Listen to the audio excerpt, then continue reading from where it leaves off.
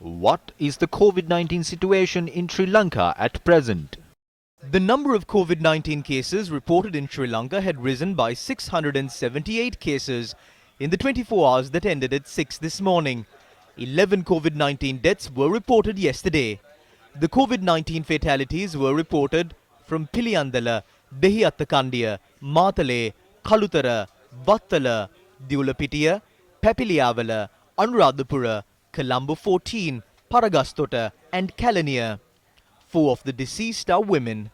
A total of 1,662 COVID-19 cases were reported in the island yesterday. 329 cases were reported from the Kurunegala district, which was the highest tally among all districts in the country. The situation at hospitals. The total number of COVID-19 cases being reported are increasing fast, and this is more than our total hospital capacity. There are some complications in admitting all of these patients into the hospitals. The number of patients are exceeding the number of available beds. There is an issue in securing ICU beds for COVID-19 patients. According to the data obtained from the last few days, patients have only been admitted to hospitals and none of the patients have been discharged. It is only after tomorrow that we will discharge patients because we keep them in treatment for at least 10 days in the hospital. It is only then that we see the capacity at hospitals come back to normal levels. Treatment beds at intermediary treatment centers are full at the moment. We have taken steps to provide more beds if more patients are reported in the future. Delays in hospitalizing COVID-19 patients. There is a massive delay in admitting COVID-19 patients to hospitals. We have received information of long delays in admitting patients after they have tested positive for COVID-19. These delays are a very serious issue. It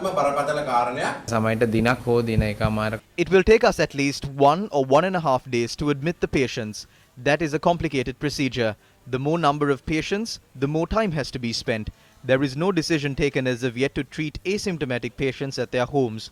The committee, which will take a decision on that, will convene in the coming few weeks. We will make the relevant decisions after that. Will the country be placed under a lockdown? No. The government headed by the president does not have any intention of placing the entire country under lockdown. They are of the opinion that there is no need for such a move right now. Was the UK variant of the COVID-19 virus present in Sri Lanka before the 8th of April? We were very cautious of this UK variant being detected in Sri Lanka. We were able to identify this variant in a number of patients identified from various locations. It is hard for us to believe that these cases were detected on the 8th of April.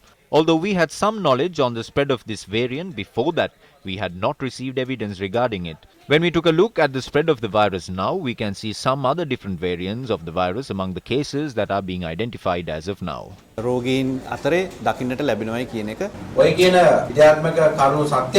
If these scientific facts that they present are true, and if the UK variant is spreading in the country, an investigation must be conducted into the weaknesses of the procedures.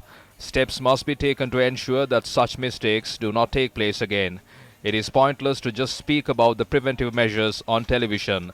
These measures must be implemented on the ground, and people must be held responsible to it. Why was the number of PCR tests reduced while the UK variant was spreading in the country? As we are in the midst of a pandemic, we decide on the number of PCR tests that need to be conducted and when they need to be conducted based on the information and statistics that we receive. During last November and December, we saw a decrease in the number of cases reported in the island and a drop in the spread of the virus. Is the information on the spread of the virus accurate? There is much discussion in the health sector about issues in the transfer of information in the epidemiology unit. If it is only the epidemiology unit that is involved in this, they must bear full responsibility of it. They must take over the responsibility and do this properly.